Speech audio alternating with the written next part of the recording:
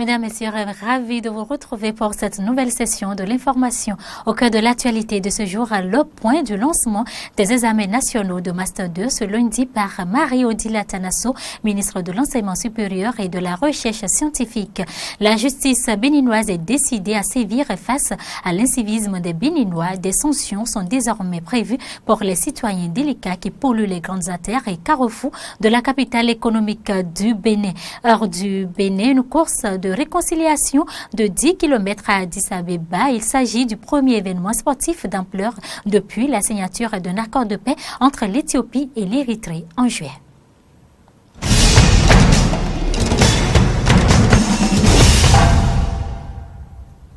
Bienvenue à toutes et à tous.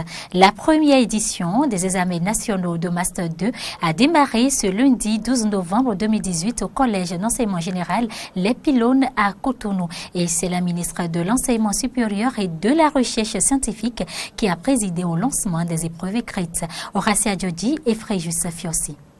833 candidats de 39 filières composent sur toute l'étendue du territoire pour la première édition de l'examen national du Master. Ils proviennent des différentes universités privées d'enseignement supérieur. La composition a été lancée ce lundi au Collège d'enseignement supérieur Les Pylones. Il faut dire que pour ce qui concerne le centre de composition ici de Les Pylones, nous avons au total 28 salles. Et 28 salles qui permettent de répartir les 6 filières. Les 6 filières de composition, à savoir banque et finance, et marketing, assurance, ensuite gestion des ressources humaines, transport et logistique, et entrepreneuriat et gestion des projets. L'examen national du Master a été initié par le gouvernement à la quête de la qualité dans le domaine de l'éducation, a confié la ministre de l'Enseignement supérieur qui a lancé les épreuves. Nous attachons beaucoup de prix à la qualité de l'enseignement au niveau de l'enseignement supérieur parce que sur la chaîne des formateurs, l'enseignement supérieur est en première position. Si nous formons mal, ils vont bien mal former au secondaire, ils vont mal former au primaire. Donc nous avons un rôle très important pour le développement de ce pays. C'est la raison pour laquelle nous avons instauré l'examen en licence et en master. En master, nous sommes à la première édition et nous confirmons que c'est un choix qui a été fait par le gouvernement pour donner plus de qualité à l'enseignement et pour donner la meilleure place à nos enfants au niveau sous-régional, régional et dans le monde entier. Les examens pour l'obtention du master vont durer 3 semaines. Volet environnement, les Béninois persistent de jeter les déchets solides et ménagers aux abords des grandes artères dans la ville de Cotonou. Constat fait sur plusieurs tronçons et plusieurs carrefours de la ville. Un acte civique que dénoncent des structures de pré-collecte des ordures et déchets ménagers. On fait le point avec Corneille Aïssa et Denis Maroya. Des déchets entassés sur les tréplins centraux, places publiques, dans la ville de Cotonou qui reprend ses couleurs d'insalubrité notoire. Constat faire sur le tronçon Carrefour au vert de corps étoile rouge, As et Néambous du travail à Bégamin et autres endroits stratégiques de la ville. Pourtant, la capitale économique du Bénin est complètement quadrillée par des structures de pré-collecte des déchets. Où se trouve alors le problème? Kokou Soyino, président de COGEDA, coordination des groupements d'intérêt économique de gestion des déchets solides et ménagers et assainissement de la ville de Cotonou, parle de la défaillance du système de gestion des déchets, mais également de l'incivisme de certaines populations. La filière de gestion des déchets est une chaîne. Maintenant, nous sommes dans le maillon de base, la pré-collecte. Et notre rôle, c'est de prendre les déchets des maisons jusqu'à un ouvrage de transit, que ce soit un point de regroupement ou un centre de transfert. Mais il s'est fait que le maillon qui suit directement, et la collecte transport, a un problème de dysfonctionnement. Nous ne fonctionnons pas bien. Et ça fait que, comme répercussion, les ordures se sont multipliées sur les TPC et sur donc, les abords des voies. Ne pouvant pas rester indifférentes face à cette situation qui ternit l'image de la ville de Cotonou, les associations de pré-collecte des déchets regroupées en groupement d'intérêt économique GIE du 11e et 12e arrondissement ont pris leurs responsabilités. Elles ont procédé ce samedi à un nettoyage complet des as à bord de voies dans ces arrondissements respectifs. Comme Jean-Luc Gendéou, représentant groupement d'intérêt économique du 12e arrondissement. Cette dernière semaine, on a constaté qu'il y a eu beaucoup d'ordures sur les TPC. Et pour finir, on a constaté que la structure qui est chargée de la collecte des ordures a dû déposer tablier. On ne connaît pas les raisons. Voilà, et comme nous sommes acteurs à la base, comme l'a dit l'autre, nous nous occupons de la pré-collecte. Maintenant, si nous constatons qu'il y a des ordures sur les TPC, c'est tout comme si nous on ne fait rien. D'où l'action de ce matin pour pouvoir enlever un tant soit peu les déchets qui sont jonchés, qui jonchent les artères.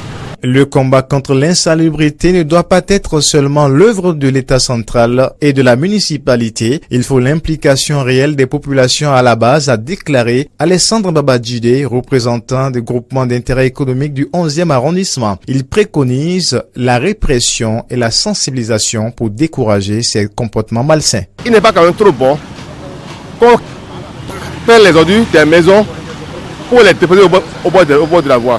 C'est de l'incivisme. Il est quand même bon que très tôt, qu'on puisse parler à ça. Car si ça continue, à un moment donné, nous risquons de voir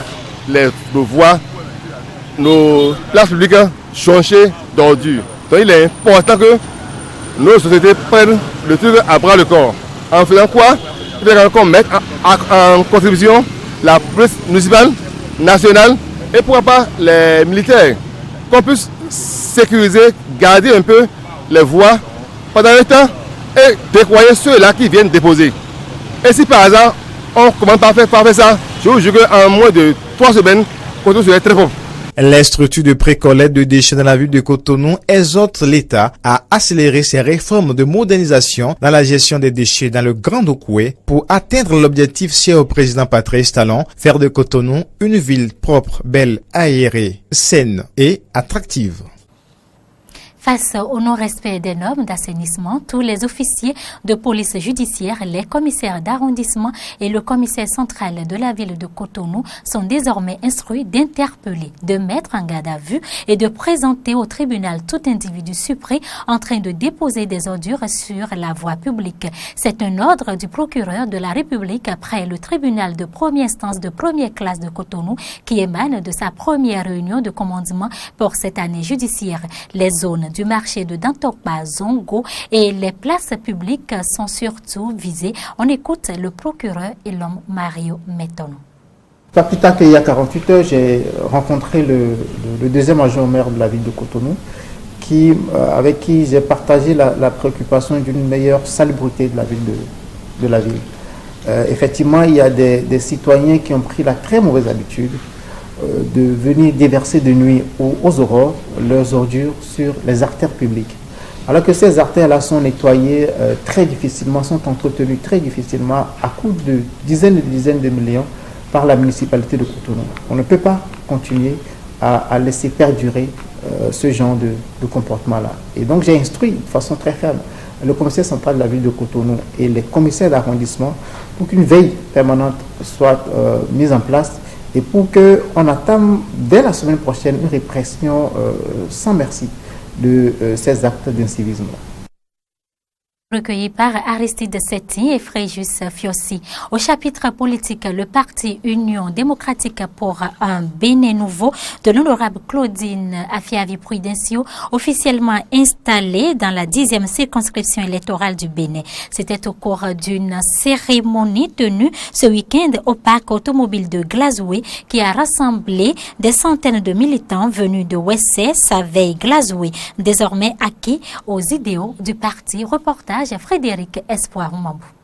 Ils sont sortis de tous les coins de la 10e circonscription électorale, notamment de Wessé-Ouagoudo, de Saveille et bien évidemment de Glazoué, pour répondre à l'appel de la section UDBN de cette localité. Ils, ce sont les militants, sympathisants, hommes, femmes, jeunes et personnes âgées qui se sont rassemblés à la gare routière de Glazoué. Et ceci pour ne pas se faire compter l'événement de ce jour historique. Historique, oui, pour l'effectivité de la présence de l'UDBN dans la 10e circonscription électorale qui se concrétise aujourd'hui. C'est donc ainsi que les couleurs de l'UDBN, l'Union démocratique pour un Bénin nouveau, sont annoncées dans la 10e circonscription électorale avec désormais pour porte-flambeau du parti Philippe Bamehossou. Et si à la tribune officielle, les nombreuses allocutions ont martelé les prouesses et la bravoure de l'homme, lui-même n'en mesure pas moins l'immensité de la tâche qui lui incombe désormais. C'est vrai que la tâche ne sera pas facile, mais nous sommes déterminés à aller jusqu'au bout, car nous sommes de la mouvance présidentielle. Notre seul objectif, c'est la majorité en 2019 pour le président Patrice Talon. Oui, mais nous lui donnerons assez de jeunes députés. Empêchée à la dernière minute, Claudine Afiabi Prudencio ne sera pas à ce rendez-vous et son message y sera porté par Bernard Lani Davo. Un message qui appelle à ne pas perdre de vue la promotion des jeunes et des femmes. Vous avez retenu d'aller aux prochaines échéances électorales sous la bannière de l'UDBN. J'ai accepté volontiers cette responsabilité. Et à présent, nous devons nous mobiliser sur le terrain. Il s'agit de parcourir les villages, les quartiers, les maisons pour porter le message de l'UDBN. À savoir que notre objectif principal, c'est la promotion de la femme et la promotion des jeunes pour leur permettre de se prendre en charge. Voilà qui vient une fois encore démontrer que l'UDBN entend rallier jusqu'au dernier hameau du Bénin pour offrir une victoire certaine au président Patrice Talon dans les prochains jours. Toujours au chapitre politique du soutien au chef de l'État, cette fois-ci, ce sont les forces politiques Afosogbe de Glodigbe qui ont officialisé leur adhésion au bloc progressiste ce week-end. C'était à la faveur de meeting qui a connu la présence du ministre de la décentralisation, des autorités communales et locales et de nombreux militants. Carnot François Mwedereto et Damien Pedro étaient également de la partie. Voici leur compte rendu. Meeting d'adhésion de la coalition des forces politiques Afosogbe de Glodigbe au bloc progressiste. C'était ce samedi 10 novembre 2018 à Glodigbe en présence de diverses personnalités des autorités locales, des sympathisants sans oublier les populations. Le contexte politique actuel au Bénin veut la conformité des partis politiques et mouvements à la réforme du système partisan, d'où l'adhésion au bloc progressiste de la dite coalition sous la bannière de l'Alliance nationale pour la démocratie. Le confirme ici le président de la coalition, Gilbert Setondi Boko. La coalition des forces politiques que j'ai l'honneur de présider, après analyse de la situation, a souverainement décidé d'intégrer le bloc progressiste en création sous la bannière de l'AND du président Banabé Jissou Dassigli. L'assistance a eu droit également à de diverses allocutions des représentants des mouvements et partis qui composent la coalition, des chefs de village, avant le mot de remerciement du ministre Banabé Dassigli pour cette adhésion au bloc progressiste. Au nom du bloc progressiste, je vous dis merci. Merci pour avoir accepté d'être de la famille, de la grande famille. Et je crois que l'heure ne pourra plus être au long discours. Le reste, c'est que nous soyons tous sur le terrain pour mobiliser les forces. Une nouvelle adhésion pour le bloc progressiste, la preuve que cette famille politique s'agrandit pour probablement le triomphe lors des élections prochaines. Actualité hors du Bénin, le parti de l'opposition de la République démocratique du Congo s'est choisi un candidat unique, Martin Fayoulou, 62 ans, prétendant à la succession du président Joseph Kabila, qui a renoncé à modifier la constitution pour briguer un troisième mandat. 3 autres candidats, l'ex-président de l'Assemblée nationale Vital Kamerhe et l'ancien ministre Freddy Matungoulou, se déclarent prêts à se retirer au profit de Martin Fayoulou. Il a aussi le soutien de l'ex-chef de guerre Jean-Pierre Bemba, dont la candidature a été invalidée, et de l'opposant en exil Moïse Katumbi, qui affirme avoir été empêché de rentrer à Kinshasa pour déposer sa candidature. Écoutez la déclaration de quelques leaders de l'opposition. Moi, je ne suis qu'un porte-parole de ces combats pour la liberté, de ces combats pour la démocratie que nous avons engagés depuis des années, depuis de très longues années. Et nous sommes à l'aboutissement. Et je suis convaincu qu'avec votre aide, avec l'aide de Dieu, avec l'aide de nos partenaires, nous allons arriver au résultat final, c'est-à-dire rendre notre pays réellement démocratique, libre et indépendant. Choisir.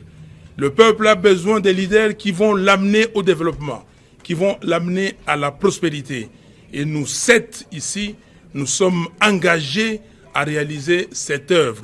Après, nous allons entrer en campagne. Je vais sillonner le pays. Nous avons un programme. Chaque leader politique a un programme. Mais comme c'est une candidature commune, nous allons fondre tous nos programmes en un programme commun de tous les candidats que je vais conduire et avec les autres leaders. Nous devons respecter la règle du jeu démocratique. Nous sommes des démocrates. Nous voulons instaurer la démocratie. Nous devons commencer par prêcher par l'exemple. Et nous allons le faire. Nous le soutiendrons. Martin, c'est désormais notre candidat commun. Nous devons le soutenir. Merci.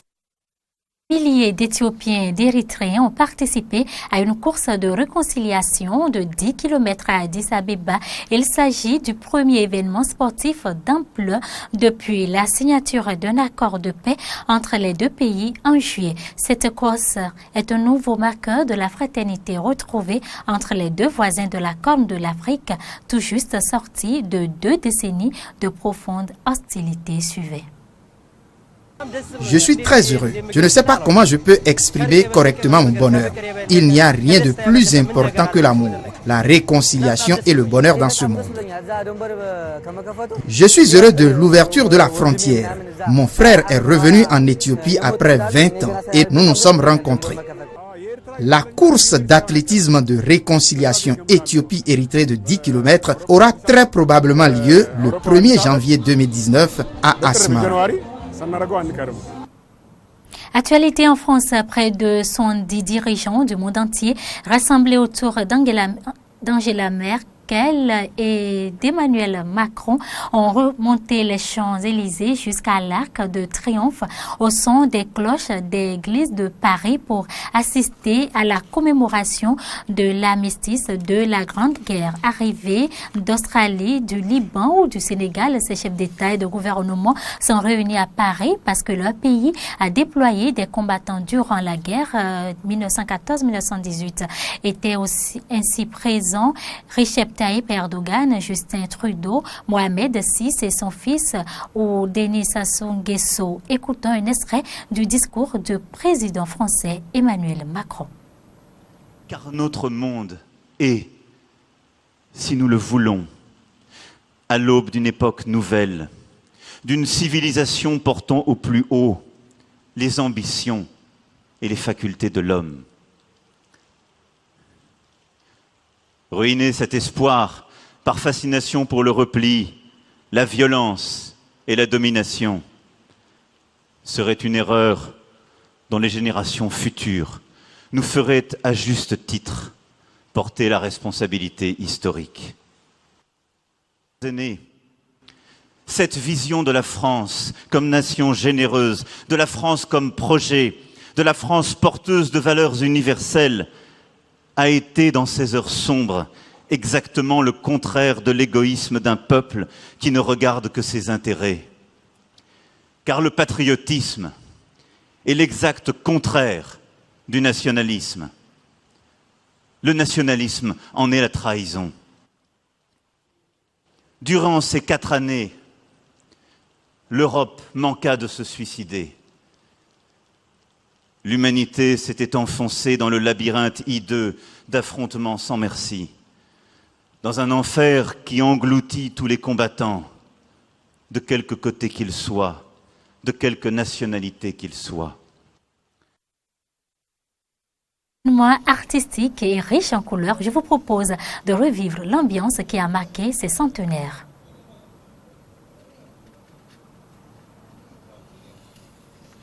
On est fragilisé par des crises qui déstabilisent nos sociétés, la crise économique, écologique et climatique, le défi migratoire. Nous sommes fragilisés par la résurgence de menaces capables de frapper à tout moment, le terrorisme, la prolifération chimique ou nucléaire, la cybercriminalité. Et nous sommes fragilisés par les retours des passions tristes, le nationalisme, le racisme, l'antisémitisme, l'extrémisme, qui remettent en cause cet horizon que nos peuples attendent. C'est pourquoi nous avons voulu organiser ce forum de Paris sur la paix, qui a vocation à se reproduire chaque année. Un extrait du président français Emmanuel Macron quand il a ouvert dimanche après-midi le forum international sur la paix qui a réuni à Paris plusieurs dizaines de dirigeants mondiaux et a vocation à se reproduire chaque année. Mesdames et messieurs, c'est la fin de cette édition. Portez-vous bien.